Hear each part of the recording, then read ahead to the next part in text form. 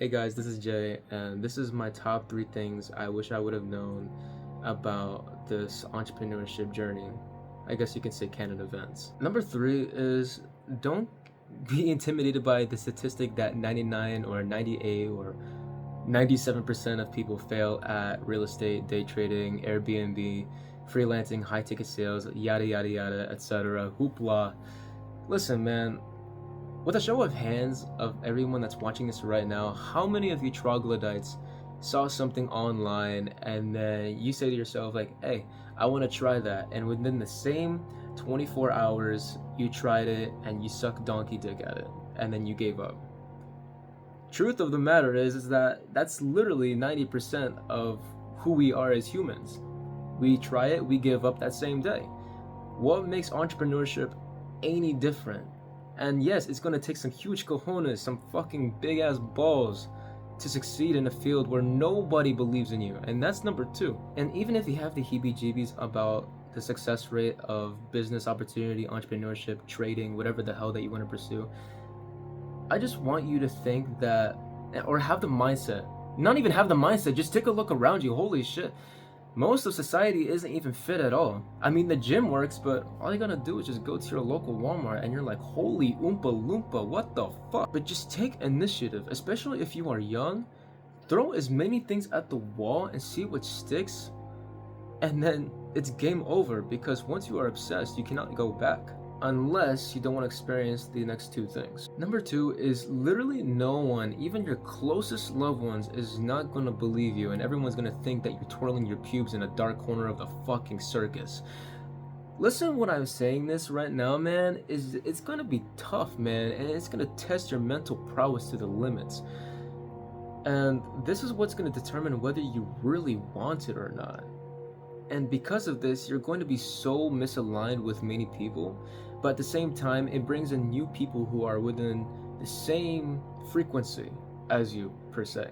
And take my word for it, but you cannot believe on how easy some of these things are that are deemed as hard, just because you're surrounding yourself with a certain group of people that thinks that is hard. And what I mean by that is that if you're hanging around with people that think that making money is hard, then of course it's going to be hard. Holy shit, is the grass green? Nothing is more humbling than being in a Discord call in a meeting full of other people that are 3 years younger than you, making a consistent 5 figs per month. And I'm not talking about like 10 or 15k a month. I'm talking like fucking 50 to 60s just by renting out prop firms on a weekly basis. And that's like, wow, I could do that. And it's like the most inspiring but nut-cracking thing of all time. And it's even more humbling when you even meet them in person. Holy shit, I'm like, damn, this guy's making more bread than me? But it all depends on the mindset. You can think like that, or you can say, damn, I want to grow just like him. But anyways, it all comes down to you believing within yourself, because there's only 2 things in life that is really going to save your ass, and that is God and your bank balance. Oh, and I almost forgot to mention the pain of losing everyone that you ever loved and cared about because they're no longer aligned with you and you can no longer really relate to them or have the lifestyle that really fits what your future self has versus what they currently are. You gotta remember that they are there in that playing field for a reason, and that there is pretty much nothing you can do unless they start to tap in the same mindset as you. Now, the last one is going to be a bit of a touchy subject, but what good is a video about advice if I'm not keeping it a stack? And it's going to be acquiring the inability of falling in love, or it's going to be very, very hard of pursuing anything in romantic interest. When you finally start making progress and you start aligning with the highest version of yourself, people from lower frequencies are just going to simply try to pull you down, especially those in the romantic genre of things. You are more inclined to be viewed as someone as a walking dildo or wallet.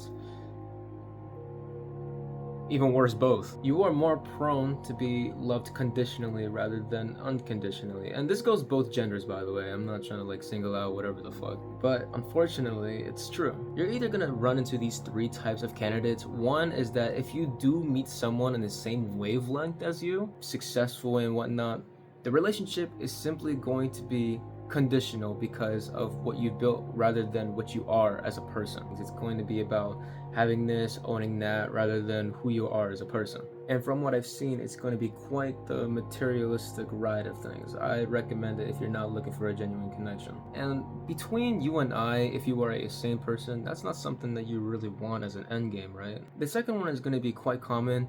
You've made it. You're no longer a mentally unstable freak. You're no longer going to be viewed as crazy because you finally made that business model work. You fucking made it. You're financially stable. You have this, that, and most important of all, you are a humble man or woman. Now, you have all this stable, you have this good foundation and all, but the thing is, who you're also going to be attracting is people who just got out of unstable relationships or situationships and whatnot, and they're going to try to bounce it back on you. And the moment that you actually do provide that stability and that initiative of problem solving all their fucking issues or catches that they may have, they're going to go back or play you in somehow because you're not spiking their cortisol every 2 minutes. And it may sound very detailed and specific, but believe me, holy shit, it's a canon event from anyone that's making bank. You attract these people that live in instability all of their life, and the moment they touch on something stable, they don't want it because that's their defense mechanism, because they're not familiar with it. That's just simply the way how human nature is. It also doesn't help the fact that entrepreneurs have the trait of getting shit done. We have a thought in mind, we take initiative to problem solve it, to initiate it, to plan it, to execute it within the same 24-hour period. No time wasted. And then the third, even if you do manage to find a normal person, that person is most likely just going to literally compare themselves to you. And it's like, no, I want to provide for you. No, I want to take care of this. I want to take care of that.